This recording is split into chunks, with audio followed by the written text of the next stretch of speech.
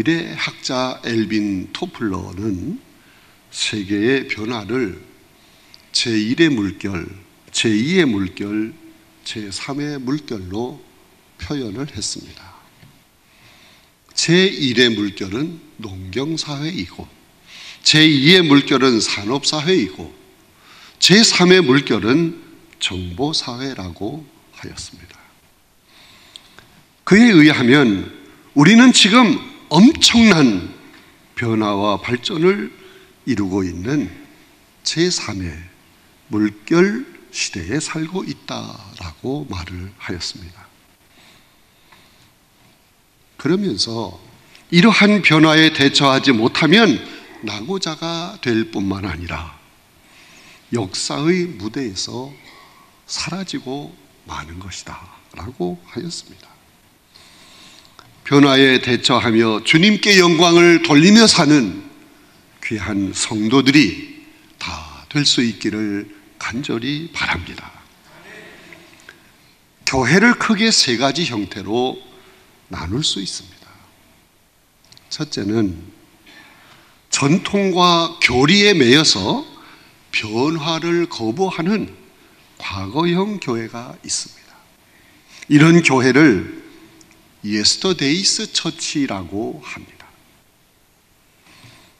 또한 두 번째는 현 상태와 안정에 안주하며 그냥 현재가 좋다 하는 식으로 그 현재를 좋아하는 현재형 교회가 있습니다. 이런 교회를 투데이스 처치라고 합니다. 셋째로 새로운 비전을 보고 변화와 갱신을 통해서 발전하는 미래형 교회가 있습니다. 이러한 교회를 투모로우스 처치라고 하는 것입니다. 여러분, 주님이 원하시는 교회는 미래형 교회입니다. 주님은 계속해서 개혁되고 갱신되어서 바른 교회, 발전하는 교회가 되기를 바라고 계시는 것입니다. 말틴 루터는 1517년 10월 21일 구교회의 잘못된 점들을 지적하고 개혁을 부르짖었습니다. 그래서 개신교, 이 프로테스탄트가 시작이 된 것입니다. 그러므로 종교개혁자의 개혁 정신 위에서 개신교는 미래를 향해 항상 개혁되어가는 교회가 되어야 합니다. 한국 교회는 과거형 교회가 되거나 현재형 교회가 되지 말고 미래형 교회가 되어야 합니다. 그래야 이 시대를 이끌어갈 수 있는 줄로 압니다. 한국 교회의 성장률을 보면 1960년대에는 41.2%가 평균 성장을 했습니다. 1970년대에는 12.5%, 1980년대에는 4.4%, 1990년대에는 2% 내지 3%로 떨어졌어요. 그러나 2000년대에 들어서면서 교회는 정체되었고 지금은 마이너스 성장을 하고 있다, 그렇게 말들을 하고 있습니다. 그러므로 우리 교회는 새 시대에 걸맞는 선교를 늘 감당해야 합니다. 그런 교회가 되어야 합니다. 새 시대가 요청하는 교회가 되기 위해 계속적으로 성도인 우리는 한 사람 한 사람 모두 새로워져야 하는 것입니다. 우리가 믿는 하나님은 새 일을 행하시는 하나님이십니다. 예수님은 만물을 새롭게 하시는 분이십니다. 성령님은 변화와 창조의 영이십니다. 그러므로 우리는 하나님과 더불어 새 일을 행하고 새 역사를 창조하고 새 세계를 건설해 나가야 합니다. 본문 말씀은 젖과 꿀이 흐르는 가나안 땅, 새 하늘과 새 땅, 새로운 세계로 들어가야 할 여호수아에게 하나님이 주신 말씀입니다. 이 말씀 속에는 새로운 세계와 새로운 세계의 그 주역이 되기 위해서는 어떤 사람이 되어야 하는가 하는 것을 분명하게 확실하게 밝히고 있습니다. 첫째는 강하고 담대한 사람이 되어야 한다고 하였습니다. 본문 6절 말씀을 보면 강하고 담대하라 하는 말씀이 있습니다. 강하고 담대한 사람이 새 세계의 주역이 될 줄로 믿습니다. 여러분, 종교개혁자 마르틴 루터가 찬송가 가사를 지어서 부른 그 노래는 정말 힘이 있는 노래입니다. 내 주는 강한 성이요 방패와 병기 되시니 큰 환난에서 우리를 구하여 내시리로다. 이 땅의 막이 들끓어 우리를 삼키려 하나 겁내지 말고 섰거라 진리로 이기리로다. 이 찬송에서 마르틴 루터의 강하고 담대한 신앙의 숨결을 느낄 수 있는 것입니다. 사랑하는 성도 여러분, 강하고 담대한 신앙을 가진 자가 새 세계를 건설하게 되는 것입니다. 영국의 훌륭한 종교개혁자 위클리프라고 하는 사람은 순교의 현장에서 이렇게 외쳤습니다. 당신네들이 나를 죽여도 하나님 말씀은 살았고 이 말씀은 온 세계에 퍼질 것입니다. 나를 불사르십시오. 그러면 하나님의 말씀은 불길처럼 더 크게 타오를 것입니다. 나를 땅에 묻으십시오. 그러면 땅에 뿌리를 받고 30배, 60배, 100배의 열매를 맺을 것입니다. 나를 물에 던지십시오. 그러면 파도치는 물결을 따라 고대양 6대주의 말씀이 퍼질 것입니다. 참으로 강하고 담대한 신앙 고백입니다. 약하고 비겁한 자는 아무것도 할 수 없지만 강하고 담대한 자는 갱신과 개혁과 변화의 세계를 이룰 수 있습니다. 출애굽한 이스라엘 민족이 가나안 땅에 거의 도착할 무렵 가데스 바네아라고 하는 곳에서 모세는 하나님의 명령을 따라서 각 지파에서 한 사람씩 정탐꾼을 뽑았습니다. 그리고 그들을 가나안 땅에 들여보냈습니다.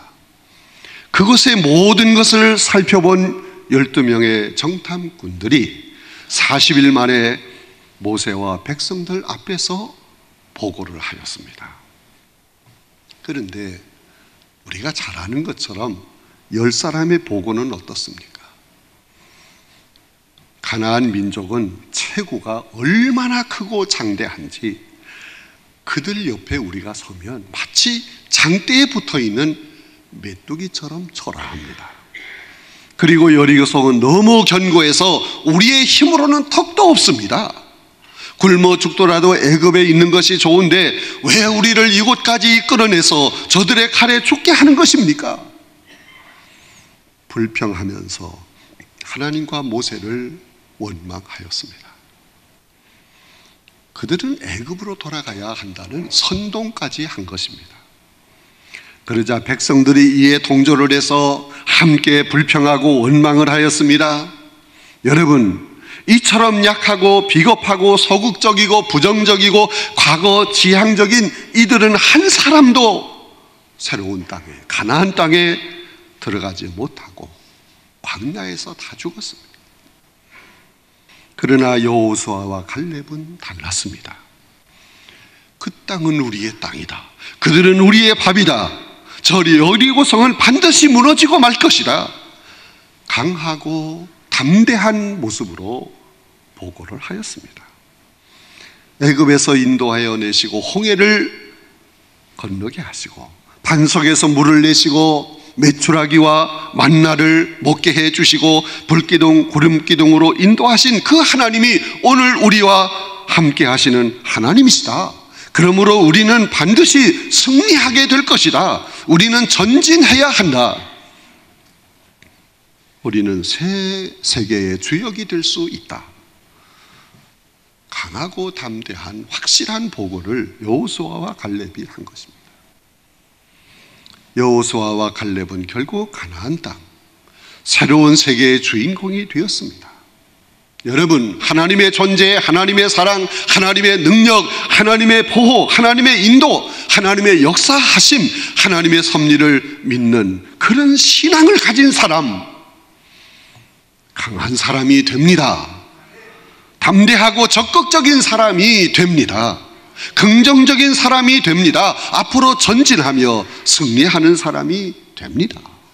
미래지향적이고 창조적인 사람이 되는 것입니다.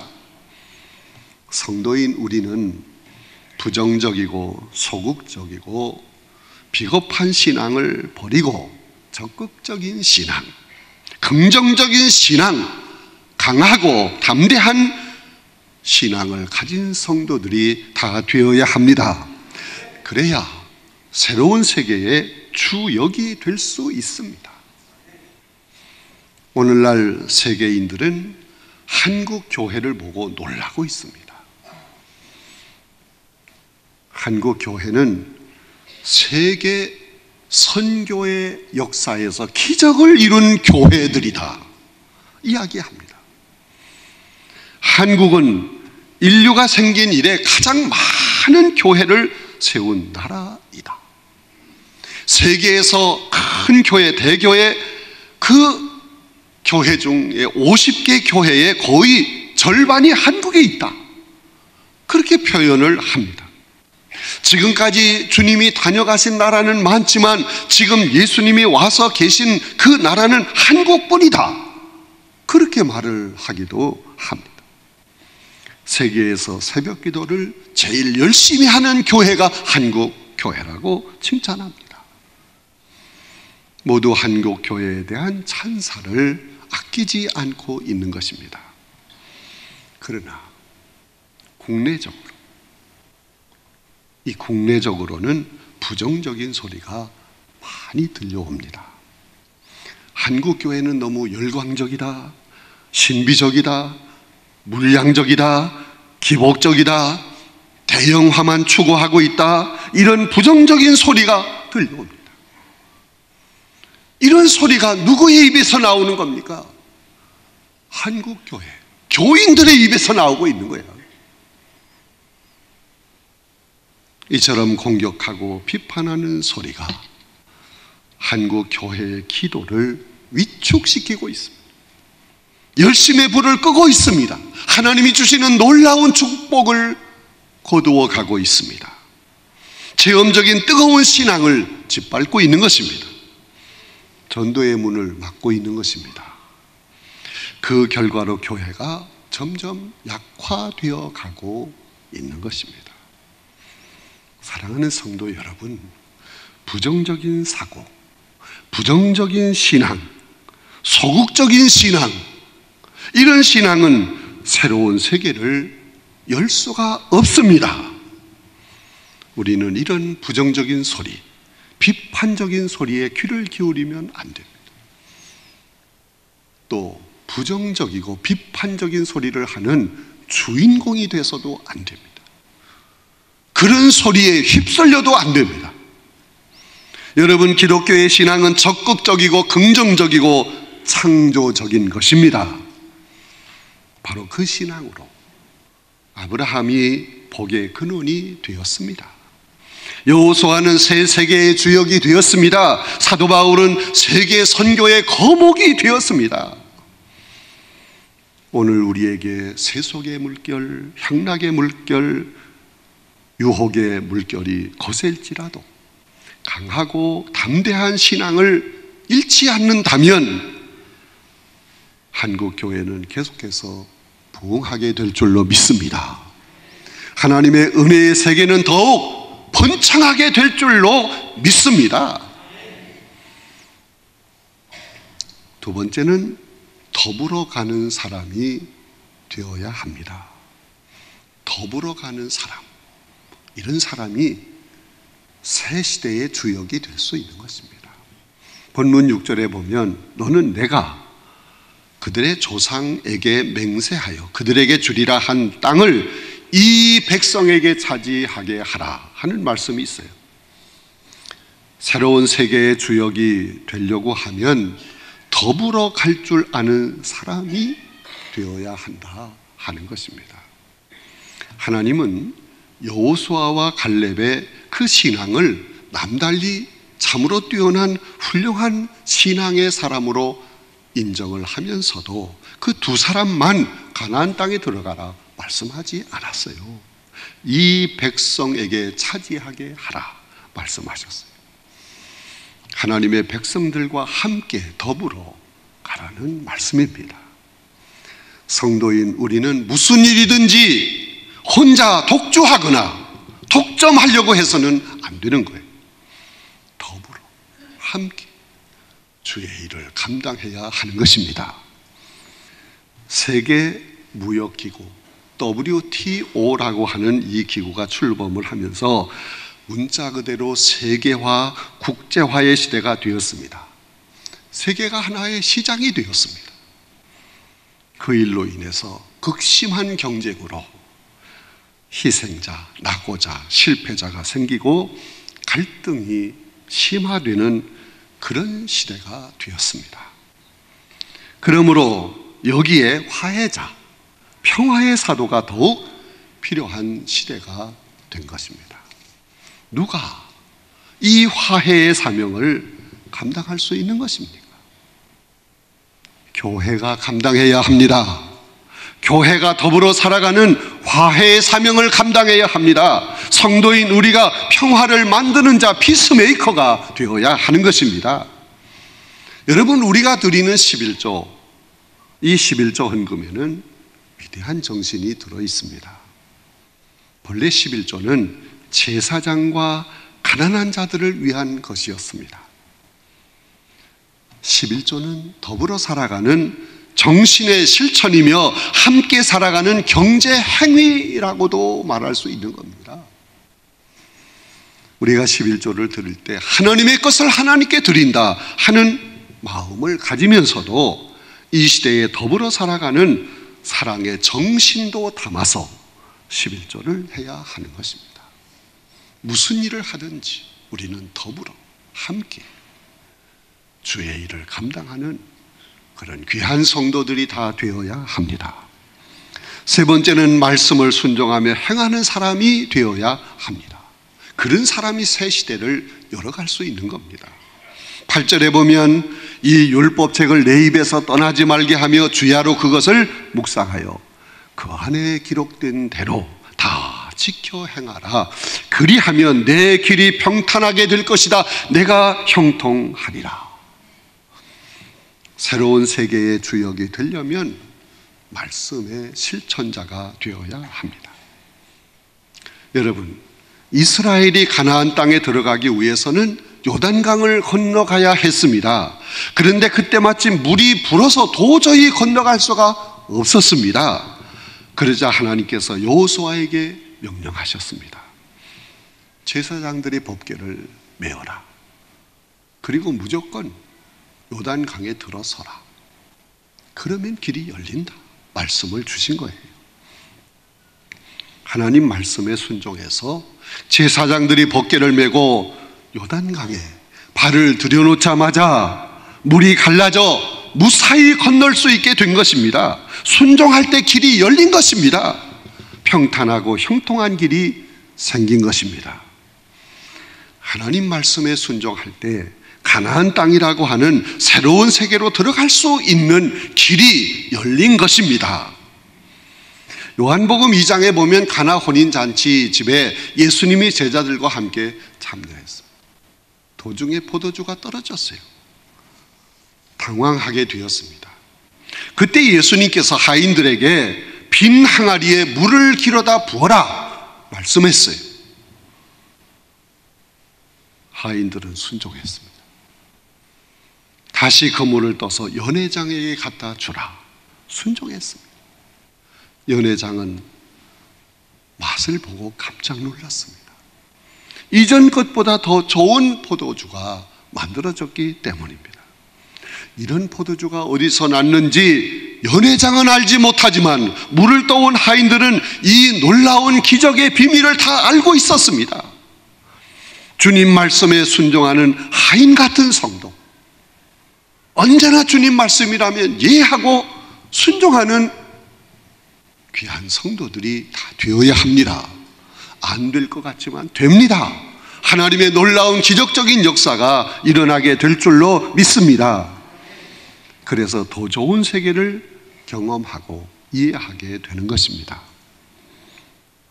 하나님 말씀에 순종할 때 하나님의 놀라운 기적적인 은혜를 경험하고 확실한 믿음을 가질 수 있는 것입니다.